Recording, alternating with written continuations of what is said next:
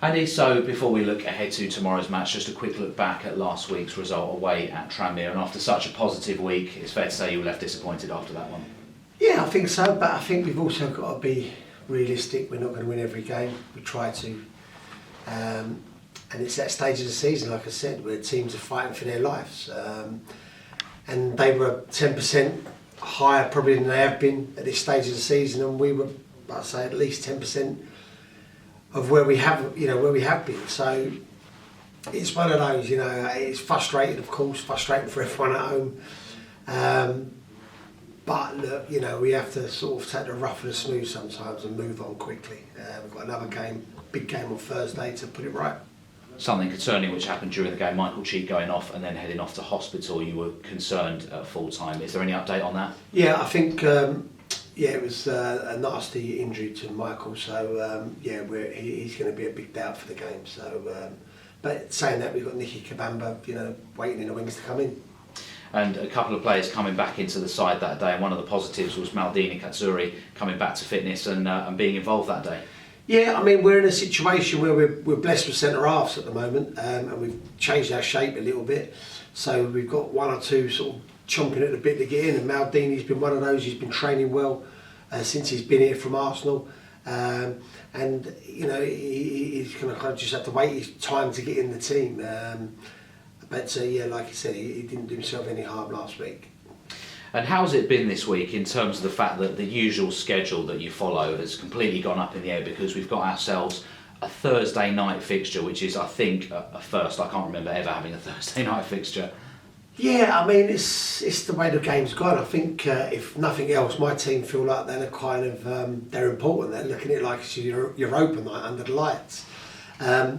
It is what it is, Matt. It's another game under the lights here at Hayes Lane, and a sellout game. So we'll be preparing for it like everyone else. I think the problem might be probably more Walsall's, where they've got to come down midweek and sort of, like I say, a weird end of the week and prepare for a game. But from our point of view, we're as good to go as normal. And it is a big step for the club in the sense this is the first ever live Sky Sports full televised match. The cameras are going up, the gantries are going up today. Does that make a difference to you or the players' mindsets at all, with it being the first time? No, but it is nice. It's nice that we feel like we're a proper football club, and we are an EFL club. I haven't sensed that, to be honest. I think probably the difference from our point of view is that we don't train on the pitch like we used to. We've got our training ground now that we use. But I think on the night, that'll be a nice factor for everyone that Sky are here.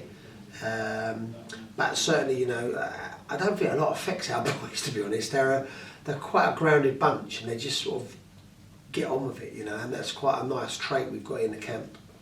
And you referred to earlier on the opposition, Walsall. Looking back at the last fixture, back towards the earlier stages of the season, it was a 2-2 draw on the night, but in essence, we were seconds away from winning that one, and it almost felt like a defeat after such a good performance, didn't it?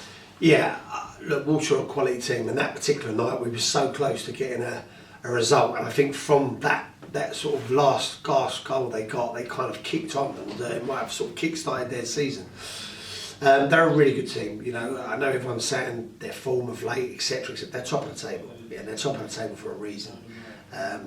They're very efficient at what they do. They're very good at what they do. They've got a team of men. They've got a player in particular that we all know very well, Ryan Sturk, in the middle of the park, who's a good player. So, we know it's a tough game for us. That said, we kind of seem to come through the tough games, and it's the so-called easier games that people think we should win, which I always like to remind people there's no easy games in this league. And they are top of the table. Does that affect not necessarily what you prepare, but how you do it, or is it a case of doing what you always say to the players, which is take care of our business? Yeah, I think we have to show a level of respect to them, and we will do. We have to show a level of respect to the job that Matt's done there. He's done a really good job. But we have to make sure we sort of stick to our game plan and our principles and what we are, and not come away from that or not get caught up in doing something different. And that's the big focal point for us. We have to maintain that, concentrate on what we're good at, execute what we're good at, and stick to our game plan. And if we do all of that, and we have a little bit of lady luck, because you need a little bit of that, and some big key decisions sometimes to go your way, then there could be an upset on the cards, or hopefully there will be an upset on the cards. I always say on the outside it will look like an upset. On the inside, we kind of go into every game trying to win it and expecting to win it. As we referred to earlier, and finally, it is another match under floodlights, and there is just something special about nights under floodlights at Hayes Lane, isn't there? Yeah, it has become a little bit like that. I definitely think the atmosphere here, even though we haven't got the stand on the other side, and that's coming along brilliantly, we do seem to create a midweek atmosphere here. I'm hoping that's the same for Thursday.